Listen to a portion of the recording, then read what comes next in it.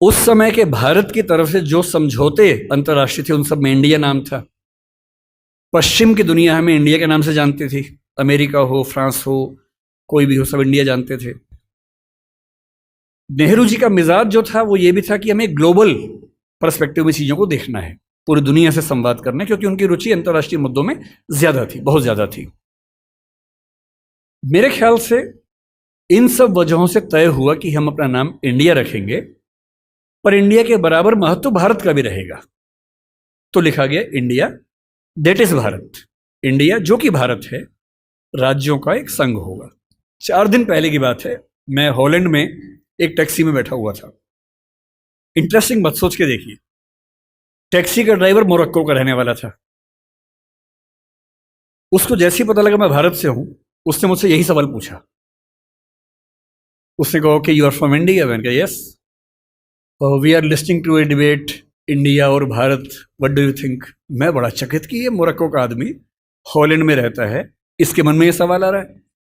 तो मैंने कहा कि ये तो राजनीतिक कारणों से हुआ है, लेकिन बात अपने आप में सही है।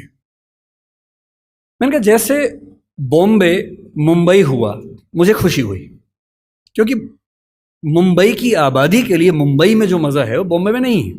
बॉम्बे तो अंग्रेजों ने नाम दिया था। कोलकाता को कैलकाटा अंग्रेजों ने किया, तो बंगाल के लोगों ने कोलकाता कर दिया उसको। दिल्ली को दिल्ली के लोगों ने दिल्ली कर दिया, दिल्ली ही बना के रखा हुआ है, DILLI, ये होना चाहिए। कहे कि दिल्ली भाई, हम क्यों दिल्ली बोलेंगे दिल्ली को?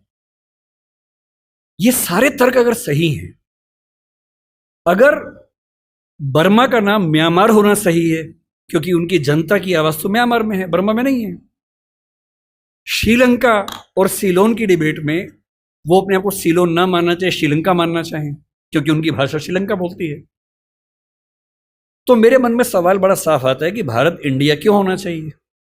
मैं फिर स्पष्ट कर दूं, मैं सरकार के पक्ष में नहीं बोल रहा हूं, मुझे उनसे रत्ती भर मतलब नहीं, मैं एक विचार की बात कर रहा हूं।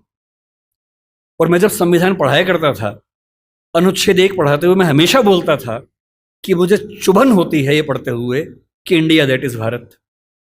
दोनों ही लिखने थे तो भारत दैट इज इंडिया कर देते। अगर दोनों ही लिखने थे, ठीक है, दोनों रखें, क्या दिक्कत है। इंटरेस्टिंग बात इसके बाद है, मोरक्को के उस ड्राइवर ने उसके बाद पता है क्या कहा, हिंदी में अगर बताऊं, बोले अच्छा अच्छा ये मामला है, अब समझ में आया। फिर बोले कि बड़ी इंटरेस्टिंग बात है, हमारा नाम मोरक्को पड़ गया फ्रेंच लोगों की वजह से। मोरक्को के लोग मोरक्को को मगरिब बोलते हैं। और जब मैं सऊदी अरबिया गया, सऊदी अरब के लोगों ने मुझसे पूछा कहां से आए हो, मैंने कहा मोरक्को। उन्होंने इस भाव से देखा कि मैं पागल हूं, बोले नहीं, मगरिब से आए हो। अगर मगरिब की आबादी खुद को मगरिब कह के खुश है, तो उसे फ्रेंच लोगों की वजह से मोरक्को क्यों कहा जाए? इंडिया शब्द वेस्ट ने दिया और बुरे भाव से दिया। उनकी नजर में इंडियन होने का मतलब है बहुत पिछड़ा हुआ होना, रेड इंडियंस, वेस्ट इंडियंस। तो आज ये क्यों हुआ? मैं समझता हूं कि राजनीतिक निहितार्थ है, और उस राजनीति में मेरी रुचि जरा सी भी नहीं है। लेकिन ये आज हो या कभी भी हो, मैं इस पक्ष में हूं कि देश का नाम देश की भाषा में होना चाहिए, और देश की भाषा भारत के पक्ष में है। आप इंडिया भी रख लीजिए,